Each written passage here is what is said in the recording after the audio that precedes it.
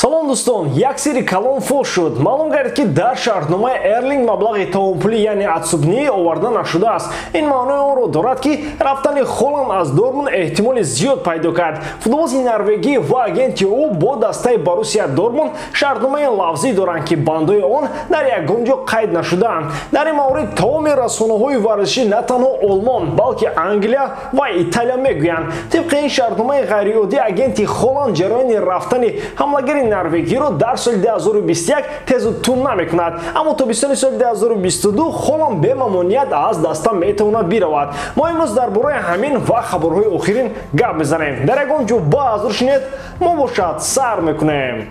Мардака мегӯянд гапаш ҳавол. Холланд ва агенташ Мино Раёлов ба ваъдаи худ вафо карданд. Тобистони соли 2021 бо вуҷуди таваҷҷӯҳи зиёди дастаҳои абарқудрати Аврупо ба футболбози номурда ҳамаи пешниҳодҳоро рад шуданд. Аз ҷумла дастаи Челси дар талоши он буд ки Холландро ба Стенфорд Бридж орад. Чанд маротиба Челси дари дормундиҳоро куфт, аммо танҳо ҷавоби рад шунинданду халос, яъне Холланд гуфт ва Холланд ба гапаш устувор монд. Агенти ӯ барои рафтанаш метавонист шароити беҳтаринро фароҳам морад, аммо суханашро нашикаст. Дар ҷавоби сидқу вафодории бозингари норвегӣ ва агенташ аз Боруссия ҳурмату эҳтиромро интизоранд. Ин эҳтиром бояд нисбати қарори баровардаи Холланд дар охири мавсим бошад. Боруссия Дормунд дар навбати худ бояд садди роҳи Холланд нашавад. Дар кишвари дигари аврупоӣ дар пойтахти Испания шаҳри Мадрид Флорентина Перес дар хонаи калон ва бар ҳавои худ нишаста ҳар шаб орзуи ба Мадрид овардани Холланд ва Мбапперо дорад. Хушбахтона барои Перес ва Реал Мадрид худи Эрлинг Холланд орзуи дар Реал Мадрид бозӣ карданро дорад. Ин яке аз он ҳолатҳоест ки хоҳиши хуҷаин бо зердастааш мутобиқат мекунад. Аз ин трансфер метавонад ҳама бурд кунанд. Боруссия ва Мино Раёла маблағи ҳангуфтро соҳиб мешаванду Холланд ва Реал ба висоли ҳам мерасанд. қисса хотимаи нек пайдо мекунад. Вале то тобистони соли 2022 ба ин қисса метавонад тарафи сеюм дар симои Бавария ҳамроҳ шавад. Левандовски ҳарчанд голҳоро қопча ҳам занад, сол то сол сину солаш рафта истодааст. Холланд бошад ҷавон асту хун дар ҷӯш.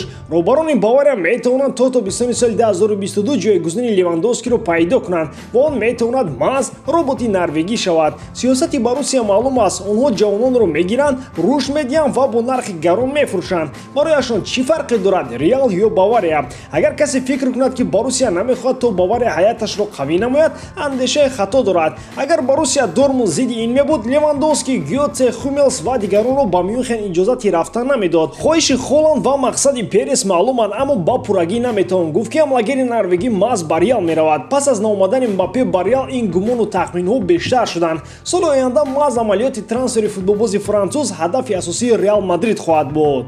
Антонио Конте бар он ақида аст ки дастаи Челси ҳамлагари белгитабор Ромело Лукакуро дуруст истифода кардан наметавонанд. Ромело дар 4 бозӣ пойопай дар ҳаёти Челси ба задани гол даст намеёбад. Ин бозиҳои муҳим барои лондониҳо маҳсуб мешуданд. Рақобатҳо бо Манчестер Сити, Тоттенхем, бозии ҷоми лига бо Астон Вилла барои Лукаку бегол ҷараён гирифтанд. Аммо аз ин бозиҳо дидар рақобат бо дастаи Ювентус муҳимияти хуса дошт. Дар даври дуюми рақобатҳои гурӯҳӣ лондониҳо дар сафар дар шаҳри Турин доштанд. Дар ин бозӣ ғалаба барои Челси лозим буд. Рақобатҳои ба монанди ин ҳамеша диққати зиёдро аз ҳамлагарон талаб мекунанд. Дар дидор бо автобусҳои хатти дифоъ нақши чунин ҳамлагарон даҳчанд мешаванд. баъзе аз мутахассисон интизор буданд ки шояд Лукаку дар ин дидор ба майдон ворид нашавад. ҷои ӯро бозингари олмонӣ Тимо Вернер мегирад, чунки ӯ дар фирор кардан аз ҳимоятгарон бо истифодаи суръат метавонад маҳорати олитар нишон диҳад. Аммо Тухел чун пештара ба Лукаку бовар кард ва ӯро дар ҳаёти асосӣ ба майдон ворид намуд. Лукаку таҷрибаи хуби бозӣ бар зидди дифоъгарони итолиявӣ дорад. Ҳангоми дар Интер буданаш Ромело борҳо хатти дифоъи Юверо имтиҳон мекард. Ҳамчунин чемпионати Аврупоро ҳамагон дар хотир доранд. Дар бозии Белгия ва Италия нақши Келини ва Банучи хеле зиёд шуд. Онҳо бозии беҳтаринро бар зидди ҳамлагари хавфноки белгиягиё нишон доданд. Лукаку борҳо ба Интер изҳори муҳаббат карда буд, аммо баъд аз рафтани Антонио Конте Лукаку андешаи худро тағйир дод. Конте аз нақши ӯ дар Челси розӣ нест ва ишора мекунад ки нодуруст истифода кардани ӯ боиси он мешавад ки ӯ голи камтар мезанад. Лукаку ҳамлагари фарқкунанда аст. Дар дохили ҷаримагоҳи рақиб аз ӯ беҳтар дигар ҳеҷ кас нест. Ҳамчунин бо вуҷуди чунин ҷисми бузург Лукаку метавонад суръати баландтаринро касб кунад.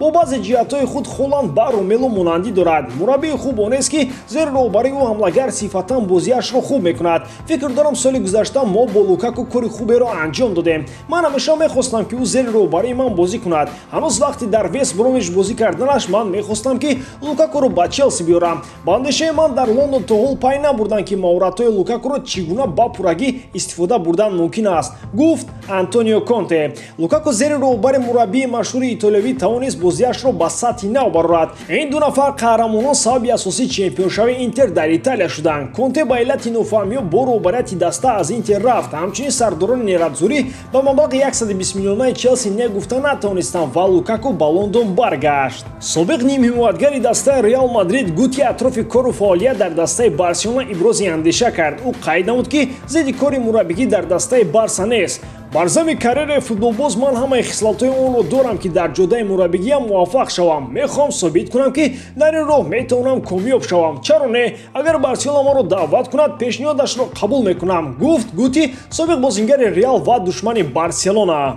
Қаблан Гути баъси сармураббӣ дар дастаи Алмерия аз сегунда фаъолият дошт. Ҳамчунин дар системаи Реал кор кард ва дар Бешикташ баъси ёвари мураббӣ фаъолият мебурд. Аз моҳи июни соли 2020 то ин ҷони ӯ бедаста аст. Дар таърихи ду дастаи душман Реал ва Барса мураббиёне буданд ки дар ҳар дуи даста фаъолият мекарданд. Барои мисол Радомир Антич. Аммо Гути дар ҷодаи мураббигӣ худро бо он ҳадде нишон надодааст ки ба дастаи Барселона даъват шавад. Ҳатто бо ҳамин Барселонае ки яке аз заифтарин бозиҳоро дар таърихи мавҷудияташ нишон медиҳад ва бо кризи сахт дучор омадааст. Гути дар ҳамин шабу рӯз яқинан ба Барса даъват намешавад. ӯ бо чунин суханон танҳо дар назари мухлисони Реал худро шумрӯ мекунаду халос ба ҳар ҳол ӯ тарбиятгирандаи дастаи шаҳри Мадрид аст. Он умеде ки мухлисони футболи тоҷик доштанд барбуд рафт. Гап сари дастаи Персеполис меравад ки нисбати он ба АФК аризаи шикоятӣ бурда шуд. Дастаи кишвари Эрон 5 футболбози худро барои иштирок дар Лигаи Чемпионон номнавис кардааст ки ҳаққи онро дар миёнаи мавсим надошт. Дастаи Истиқлол ва як тими дигар аз кишварҳои арабӣ ба АФК шикоят карданд ки бо ин сабаб дастаи Эрон бояд аз ҳаққи иштирок маҳрум шавад. Истиқлол ки имсол дар аввалин иштироки худ дар Лигаи Қаҳрамонҳо корномаҳои бузург анҷом дод, дар даври яккашниҳоӣ маҳз аз дастаи Персеполис шикаст хӯрд.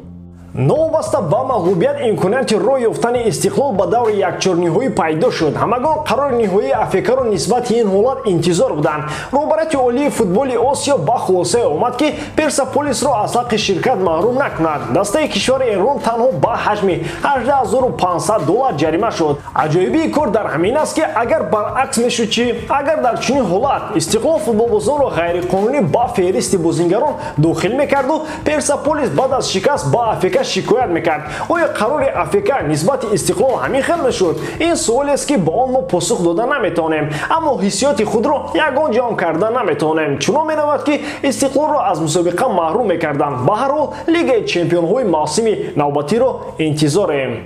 Ба ҳамин тамом дӯстон, бори дорам ки эҷодкории ман ба шумо писанд меояд. Лайк, комментария ва дар канал обуна шуданро аз ёд набароред. Бо шумо буд мисли ҳар вақта Муҳаммад Гаиров. Хай дар паноҳи Аллоҳ.